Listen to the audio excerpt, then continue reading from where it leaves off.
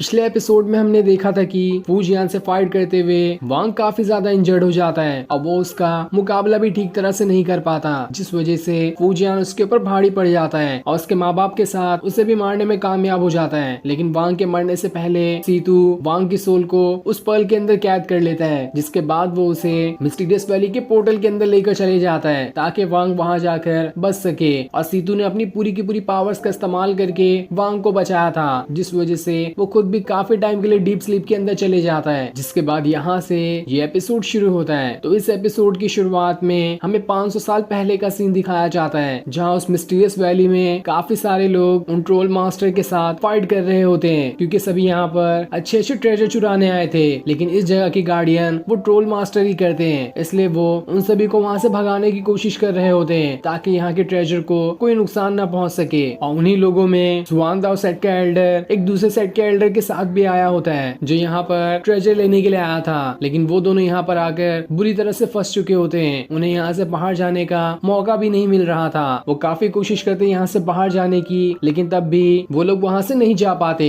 तब वहाँ पर एक ट्रोल मास्टर आ जाता है, जो अपनी पावर्स का इस्तेमाल करते हुए उन दोनों एल्डर के ऊपर अटैक करने की कोशिश कर रहा होता है। लेकिन वो भी शील्ड बनाते हुए उसके अटैक से बच जाते हैं। लेकिन तभी वहाँ पर एक और क्रैक ओपन हो जाता है, जो सभी को उसी की तरफ घसीटना शुरू कर देता है। इसलिए वो दोनों एल्डर अपनी जान बचाते हुए उस क्रैक से दूर आ जाते हैं, क्योंकि अगर एक बार वो क्रैक के अंदर चले गए तो शायद ही वो वहाँ से कभी बाहर निकल कर आ पाएंगे। वो दोनों मास्टर कहते हैं ये क्रैक तो बहुत ज्यादा पावरफुल और खतरनाक है, इस चीज का तो अंदाजा भी नहीं लगाया जा सकता कि आखिर अंदर कैसी दुनिया होगी और वहाँ पर कैसे लोग होंगे, क्योंकि आज तक जो भी इसके अंदर गया है वो कभी बाहर ही नहीं निकल कर आया, ताकि वो बाहर आने के बाद बता सके कि आखिर अंदर होता क्या है और वहाँ पर क्या चीजें हैं। वो तो अच्छा हुआ कि हम इसके अंदर जाने से बच गए, वरना हमारा भी हाल काफी बुरा हो जाता और हम कभी भी रियल वर्ल्ड के अंदर नहीं जा सकते थे। वहीं वो क्रैक्स बाकी भी जितने लोग वहाँ पर आए होते हैं उन सभी को भी अपने अंदर ही घसीटना शुरू कर देता है, जिसमें और भी कई सारे लोग अंदर चले जाते हैं। अब हम 500 सालों बाद का सीन देखते हैं, और ये वो टाइम था जहाँ से पिछला एपिसोड खत्म हुआ था। तो अब इस टाइम पर कई सारी सोलें मिलकर एक आदमी को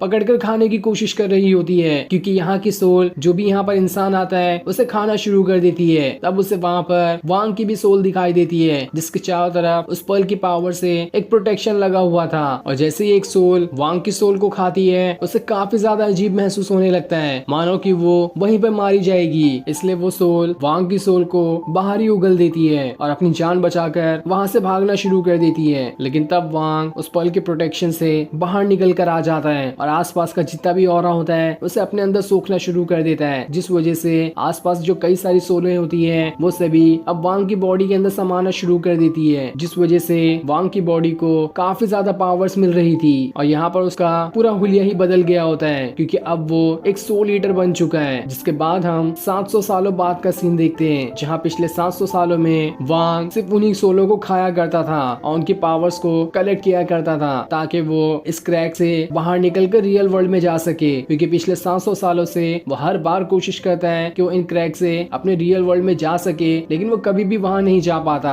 उसने अब तक लाखों सोलों को खा लिया है, लेकिन उसे अभी तक इतनी पावर्स नहीं मिली कि वो उन क्रैक्स को तोड़कर यहाँ से बाहर निकल सके। इसके बाद वांग और भी आसपास जितनी भी सोलें होती हैं उन सभी को मारकर उनकी पावर्स को कलेक्ट करना शुरू कर देता है, जिस वजह से उसे काफी अच्छा महसूस हो रहा था। अब वो सोचता है कि अब मेरे पास इतनी पावर्स आ चुकी है कि हो सकता है मैं उन क्रैक्स को तोड़ सकूं। इसलिए वो जैसे ही वहां पर एक क्रैक अपीयर होता है वो उसके पास चला जाता है और अपनी पावर्स का इस्तेमाल करते हुए उस क्रैक को तोड़ने की कोशिश कर रहा होता है। लेकिन वो क्रैक टूटने का नाम ही नहीं लेता, इसलिए वांग वहां से थोड़ा पीछे आ जाता है और एक पूरे प्रेशर के साथ आगे भागते हुए सीधा उस क्रैक के ऊपर पंच मारने की कोशिश करता है, ताकि अब जाकर वो क्रैक टूट जाए। लेकिन वो जैसे उसके ऊपर पंच मारता, इससे पहले ही वो क्रैक ही वहां से खत्म हो जाता है, जिस वजह से वांग की ये भी उम्मीद खत्म हो जाती है। तब उसे वहां पर किसी की आवाज आती है, जो वांग से कहता है तुमने अपनी हद पार कर दी है, इसलिए बस अब शांत हो जाओ और बाहर निकलने की कोशिश मत करो, क्योंकि इसका कोई भी फायदा नहीं होने वाला। तब आसपास का सारा ऑरा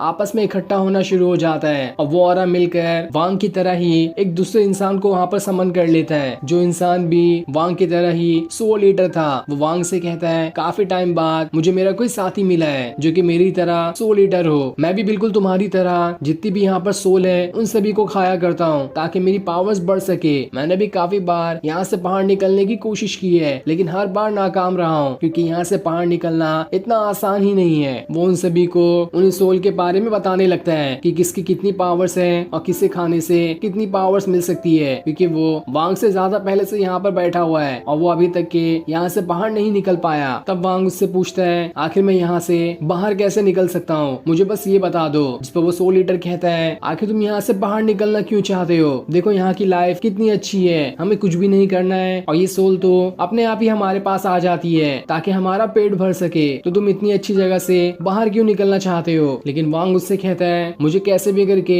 बस यहाँ से बाहर निकलना है, अगर तुम्हें इसका जवाब पता है तो मुझे बता दो, क्योंकि मैं काफी टाइम से इन क्रैक को तोड़कर बाहर निकलने की कोशिश कर रहा हूँ लेकिन इसका कोई भी फायदा नहीं हो रहा। तब वो सोल ईटर उसे बताता है इसका कोई फायदा कैसे होगा, क्योंकि तुम उन क्रैक्स को अंदर साइड से तोड़ ही नहीं सकते, ये बस बाहर से टूटकर अंदर आ सकता है लेकिन अंदर से इसे तोड़ा जा ही नहीं सकता, तो तुम कैसे इसे तोड़कर यहाँ से बाहर निकल सकते हो। इन क्रैक्स को बाहर से काफी सारे गार्डियन लोग प्रोटेक्ट भी करते हैं, क्योंकि वहाँ पर बहुत सारे अनजान लोग आते हैं ताकि वहाँ पर जितने भी ट्रेजर मौजूद है उन्हें चुरा सके, इसलिए उन्हें रोकने के लिए वहाँ पर ट्रोल मास्टर भी है। ये सुनकर वांग उससे कहता है मुझे साफ साफ बताओ कि यहाँ से बाहर निकला जा भी सकता है या फिर नहीं। तब वो सोल ईटर कहता है हाँ यहाँ से बाहर निकला जा सकता है, लेकिन उसके लिए तुम्हें 40 से 42 हजार साल का इंतजार करना पड़ेगा, उसके बाद ही तुम यहाँ से बाहर निकल सकते हो, उससे पहले तो यहाँ से बाहर बिल्कुल भी नहीं निकला जा सकता, और तब भी तुम वहाँ से बाहर निकल पाओगे या फिर नहीं वो तो उतने सालों के इंतजार करने के बाद ही तुम्हें मालूम पड़ेगा। तब वांग उससे कहता है तुमने कहा इस क्रैक के बाहर काफी सारे लोग होते हैं जो ट्रेजर की तलाश में आते हैं और उन्हीं की वजह से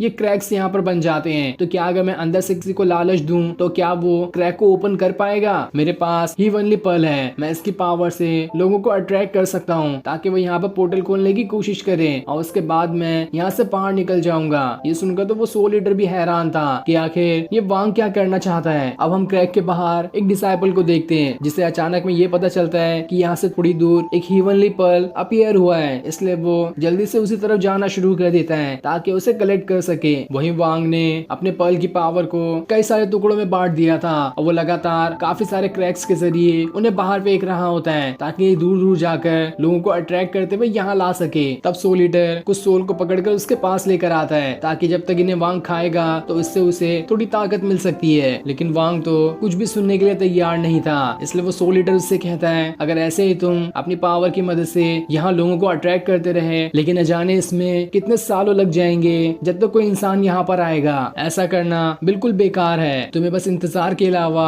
और कुछ नहीं मिलेगा। लेकिन वांग तब भी नहीं सुनता और तब उसके हीवनली पर्ल की पावर उस डिसाइपल को अट्रैक्ट कर जाती है, इसलिए वो वहाँ पर आ जाता है जिस क्रैक के अंदर अभी वांग है। लेकिन जैसे वो डिसाइपल उस पर्ल की पावर को लेते हुए उसके पास पहुँचता है, वहाँ पर एक दूसरा डिसाइपल भी आ जाता है जो उससे उस पर्ल की पावर को छीनने वाला था, जिस वजह से दोनों के बीच काफी जबरदस्त फाइट शुरू हो जाती है ताकि वो उस पर्ल की पावर को छीन सके। लेकिन तब वहाँ पर एक टूर गाइड आ जाता है जिसने इन दोनों डिसाइपल को यहाँ पर लेकर आया था। वो उनसे कहता है अपना झगड़ा बंद करो वरना मुझसे बुरा कोई भी नहीं होगा, और उसके इतना कहते ही ये एपिसोड यहीं पर एंड हो जाता है। Thanks for watching.